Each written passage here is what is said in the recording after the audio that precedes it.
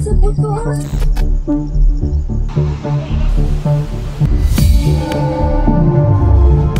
na po natin ang La Castellana, Negros Occidental, isang linggo matapos ang pagputok ng Bulkang Canlaon.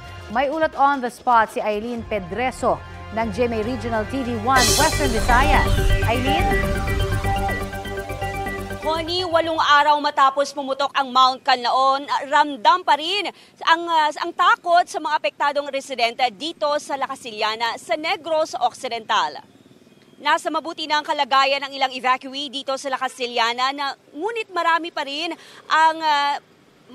rin sa mga nakausap ng GMA Regional TV News Team na ang hiling tuluyan nang makabalik sa kanilang mga tahanan. Sabi ng ilang nakausap ko sa Don Felix Robles Elementary School na ginawang evacuation center, nahihirapan sila sa pabalik-balik sa kanilang mga tahanan, maging ang kanilang mga alagang hayop.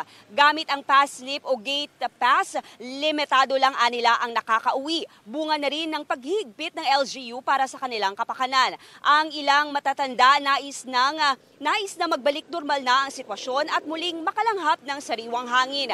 Para naman masigurong mapapanatili na maayos ang kalusugan ng mga evacuee, may solution o disinfectant na inilalagay sa bawat container ng tubig upang magamit nila sa paghuhugas ng mga kamay at mga pinggan. Pinagdodoble ingat ng FIVOX ang mga residente na nakatira malapit sa Mount Canlaon, lalo na yung mga pinayagang bumalik na sa kanilang mga bahay dahil sa patuloy na banta ng bulkan. Ayon sa pinakauling monitoring ng Canlaon Observatory, bumaba ang parameters ng bulkan gaya na lang ng seismic signal at volcanic earthquakes.